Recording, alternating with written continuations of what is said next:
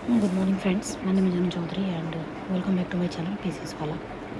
आज की इस वीडियो में हम डिस्कस करने वाले हैं, जैसे कि आपको पता है यूपीपीएससी हमारे बहुत ही नज़दीक हैं और यूपीपीएससी के लिए आपको पता है बहुत सारे रिपीटेड क्वेश्चंस होते हैं। तो इससे पहले लाइव क्लासेस में हमने 30 ईयर PYQ कराए हुए हैं, बट वहाँ पे वीडियो क्वालिटी अच्छा नहीं है क्योंकि लाइव क्लासेस में मैंने कराए थे। तो आज से जो है आपको वीडियो जो भी अपलोडेड मिलेंगे वर्ल्ड ज्योग्राफी से रिलेटेड मिलेंगे, और वर्ल्ड ज्योग्राफी में आज हम कॉन्टिनेंट कवर करने वाले हैं। कॉन्टिनेंट से जो भी इंपॉर्टेंट क्वेश्चंस पूछे गए हैं, इससे बाहर एक भी क्वेश्चंस आपसे नहीं पूछे जाएंगे। सो इस वीडियो को फुल वॉच कीजिए। If you have any comments please let me know in the comment box.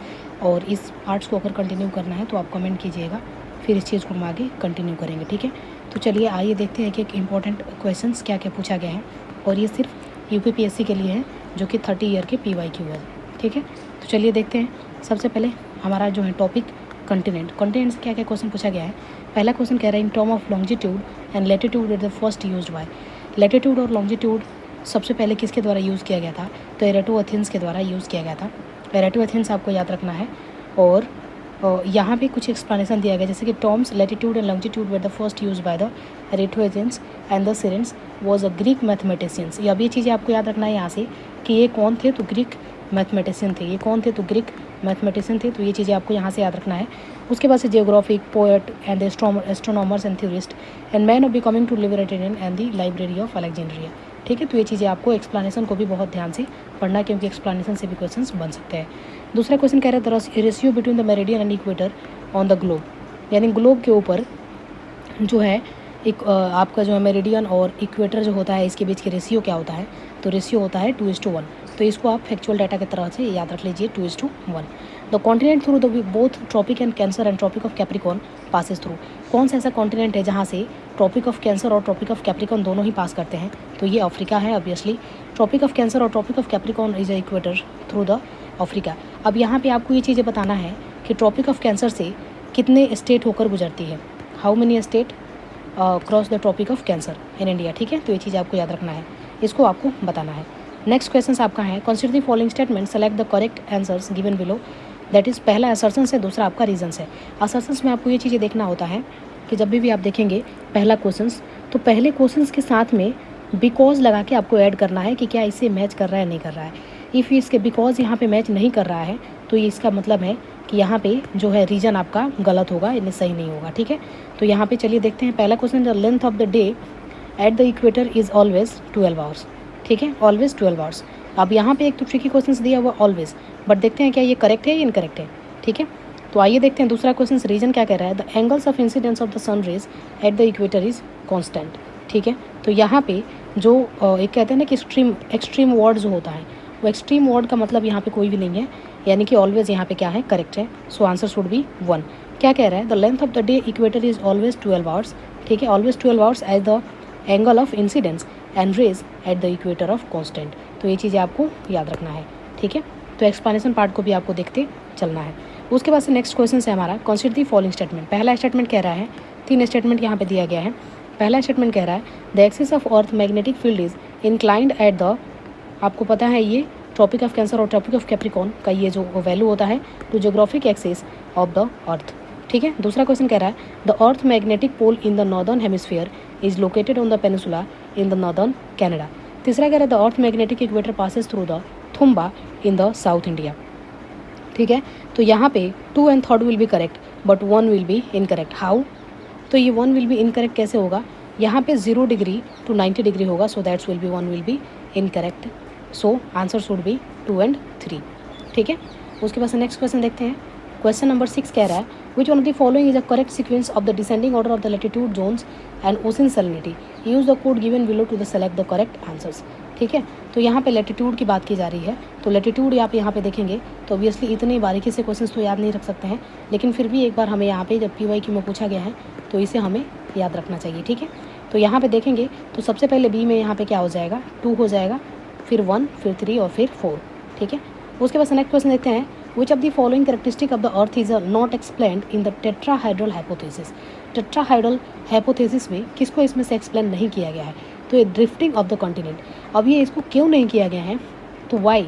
तो यहाँ पे आंसर इसका दिया गया है the tetrahedral hypothesis is the obsolete scientific theory attempting to explain the arrangements of the Earth, continent, and ocean by referring the geometry and tetrahedron, and although it was to historically interesting theories of the 19th and 20th centuries, it was superseded by the concept of continental drift and modern plate tectonics.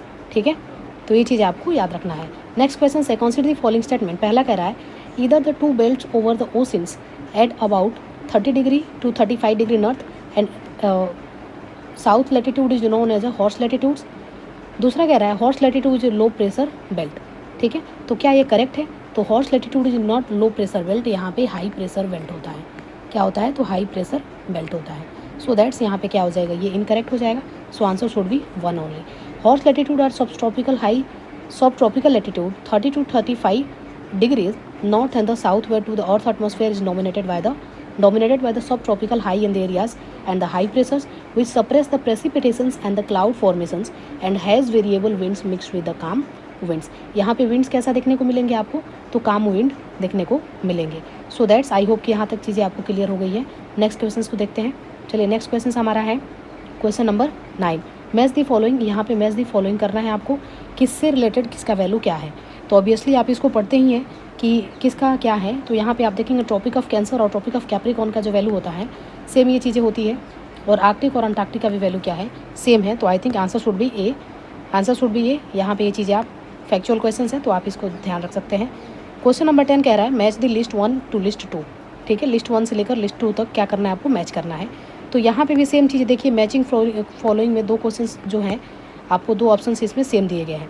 तो आपको पता है यहाँ पे topic of Capricorn से related आपका हो जाएगा 4. तो सी का 4 किस में है? तो सी का 4 2 में हुआ है. तो ये दोनों तो हमारा एलिमिनेट हो गया.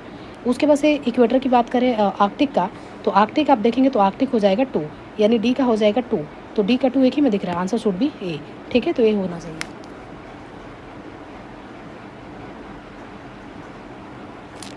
उसके बाद से नेक्स्ट क्वेश्चन देखते हैं. डायरेक्शन से रिलेटेड क्वेश्चन दिया गया है. Question number 11. Consider the following statement and select the answers and helps to code given below. ठीक है, तो यहाँ पे कह रहा है, पहला क्वेश्चन कह रहा है assertion the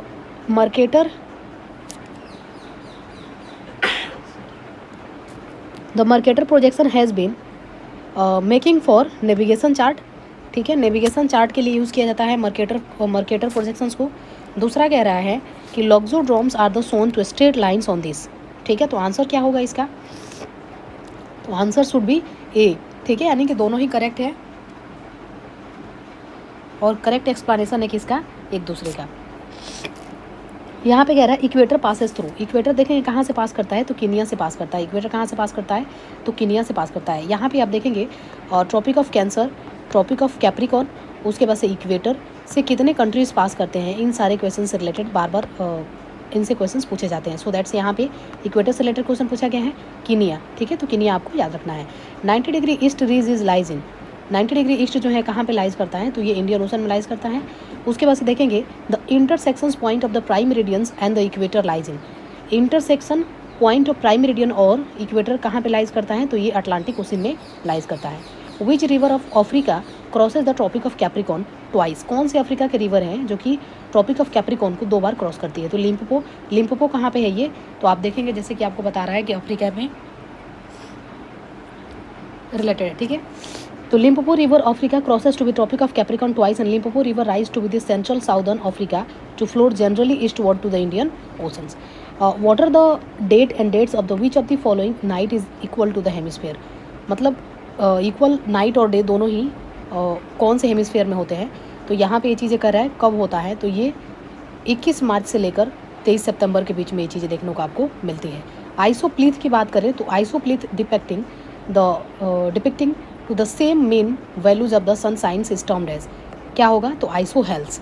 which of the following is the 2 countries are separated by the 49th parallel.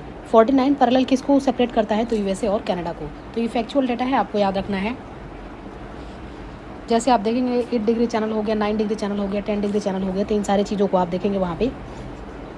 उसी तरीक़े से यहाँ पे है आपका 49 पैरेलल. तो 49 पैरेलल किससे रिलेटेड है? तो यूएसए और कनाडा से रिलेटेड है. ठीक है, नेक्स्ट क्वेश्चन देखते हैं. इंटरनेशनल डेट लाइन इज क्या है? तो 180 degree east west longitude. Next question है which continent is a world does not have desert, कहाँ पे डेजर्ट आपको देखने को नहीं मिलते हैं, तो यूरोप में डेजर्ट देखने को नहीं मिलते हैं। अब ये देखिए एनडीए में पूछा गया है और ये भी एनडीए में पूछा गया है, ठीक है। Next question, Asia has large area to inland drainage, why it is so, ऐसा क्यों है, क्योंकि rainfall is seasonals and the scanty, so that's why वहाँ पे लार्ज आपको देखने को मिलती है। Same the continent and the forms to mirror image of the each others, ये कहाँ पे होता है, तो Africa and the South America में, ठीक है। उसके बाद से फिर डायरेक्शन के क्वेश्चन यहाँ पे कुछ दिए गए हैं। डायरेक्शन के क्वेश्चन जो दिए गए हैं, following the questions consist of the two statements, देखते हैं चलिए। El Nino is a temperatures rising to phenomena over the Pacific oceans and usually causes to be the dry monsoon in the South Asia. दूसरा कह रहा है tsunami are usually not noticed as to be the massive oceans wave and move silently but assume destructive form of this travels with the shallow waters and continental self. तो answer should भी दोनों ही correct है और correct explanation है एक दूसरे के। Next question हमारा है, पहला कह रहा है असर्शंस यहाँ पे था। असर्शन कह रहा है map that usually referring to the various attributes to information is called to complex and thematic maps, ठीक है। दूसरा रीजन कह रहा है complex thematic maps are the use to the show locations of the earth different features and activities, ठीक है। तो ये क्या है, तो both A and R is true and but R is not correct explanation to A, ठीक है। उसके बाद से 25 नंबर क्वेश्चन कह रहा है the equatorial circumference of the earth is nearly, कितना होता है सर्कमफेरेंस, तो 40,000,